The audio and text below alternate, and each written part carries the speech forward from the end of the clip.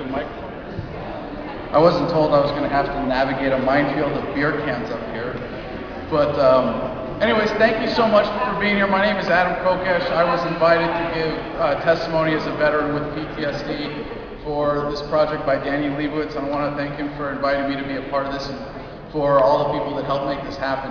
I served in Fallujah with the United States Marine Corps on a civil affairs team from February to September of 2004. I was there for the first battle of Fallujah that you may recall was precipitated by the Blackwater incident, where 4 Blackwater security contractors drove across the southern bridge over the Euphrates and were ambushed and had their bodies strung up on the northern bridge and burned on international television. So my team was responsible for the blockading positions there. My team was attached to the company, the infantry company that was responsible for that.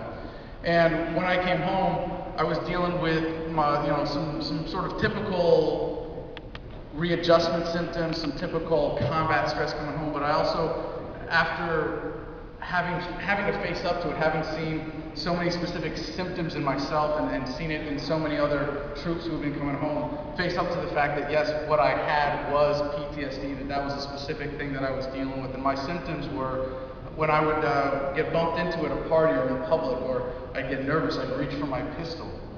And when we were in Iraq and civil affairs, we were all issued sidearms, 9mm Berettas, and we were all told, whether it's true or not, I don't know, but we were all told the story that there was a civil affairs army captain in Baghdad who had a child sneak up to him in a crowd from behind and pull his pistol out and shoot him in the face with it. So for us, it was like one of those things as a security blanket that you always have your hand right there on your pistol or on your weapon. And so for me, people would bump into me and I'd go like this and have this moment of panic when I was like, oh my God, it's not there. And this is sort of, this is one of the typical things that people experience coming home. I had nightmares. I would wake up in the middle of the night with this sense of urgency, like I had to be somewhere and be kind of disoriented, not really know where I was. I had involuntary memory recall. And all in all, what I dealt with was relatively mild for PTSD, for what some of these guys are dealing with.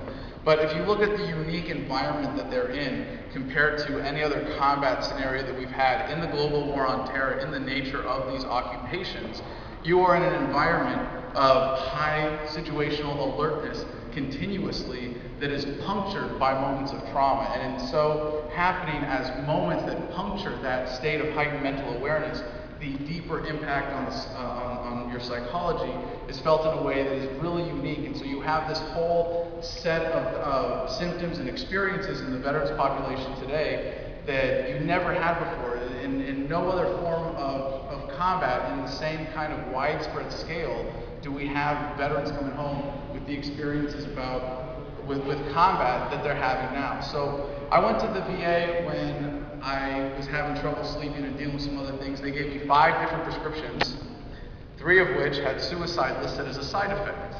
And needless to say, I went in there and I said, look, I'm having trouble sleeping. Can I get something just to help with this? And that's 5 prescriptions. I only took one of them. I got, there was Prozac was one of them, and then the 3 others I don't even remember were regular treatments. They wanted me to be on 4 drugs continuously for saying, hey, I have PTSD and I'm having trouble sleeping. And then Xanax as needed, which was the only one that I used. And I realized that very quickly that marijuana was a much better substitute for Xanax and was a sort of as-needed treatment for dissociated anxiety or for any of those specific symptoms having to do with post-traumatic stress disorder. And I was a member of Iraq Veterans, I am a member of Iraq Veterans Against the War. And one of the things that we did as a community of veterans when I was living in DC and we were running a home for veterans who were transitioning back to civilian life was run a peer support group called Homefront Battle Buddies for veterans coming home dealing with PTSD. And the only real way of dealing with post-traumatic stress disorder, is the same as for veterans as it is for civilians. You have to learn to incorporate those traumatic experiences with your current psyche. You have to learn to take those experiences and make them a part of who you are in a way that you're comfortable with and get them front and center in your conscious mind and address them instead of letting them rattle around in your subconscious, affecting you in ways that you might not understand. And simply that process of talk therapy that we did in Homefront Battle Buddies by creating that group environment where we could speak to each other and as veterans be therapists for each other because we could speak each other's language. We didn't have to stop and explain acronyms. We didn't have to stop and explain what we were talking about. We were in a way that is much more efficient than you can with a non-veteran therapist, be able to get to that point where you're taking those things out of your subconscious, putting them front and center in your conscious mind, and you're taking charge of them, and instead of them taking charge of you on a day-to-day basis.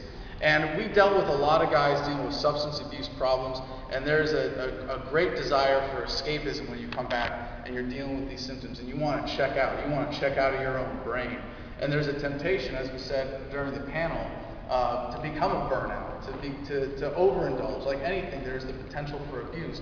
But for so many of these veterans coming home who have no other way of getting through their daily lives than to disengage from that experience, the difference between what is available legally, both in terms of prescription drugs and other recreational drugs like alcohol, the difference is very clear. And the guys that came home and turned to alcohol, drank themselves into bottles and destroyed their lives.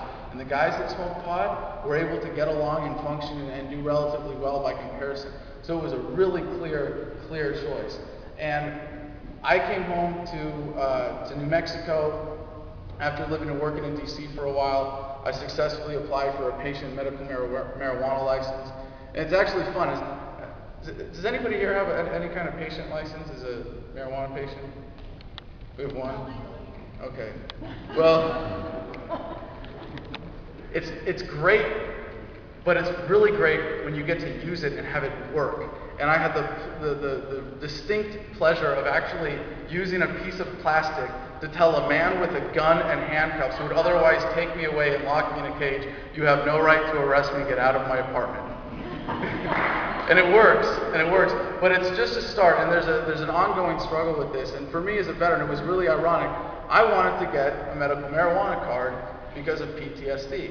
I'll be honest, I enjoy marijuana recreationally as well. I think it's far superior to any of the legal alternatives out there.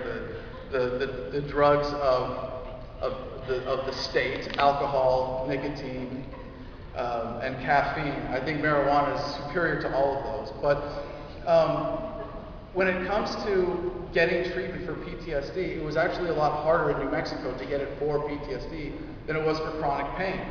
So I went to a pain specialist, and technically my card is for chronic pain, not for post-traumatic stress disorder. But we tried to get a commercial grow license in New Mexico. My father and I started a nonprofit, and it's a really convoluted system. And it's really frustrating to go through something like this when you're having to deal with the legal process of fighting a state that says, well, it's legal and you filed your application, we've received it, but we don't deny anybody's application. We just sort of defer them indefinitely. And that's where our permit ended up. And so right now I'm actually suing Susana Martinez, the governor of the state of New Mexico, for a commercial grow license there. So I just want to say for the panel that happened earlier today, it was really an enlightening experience and great to hear those different perspectives.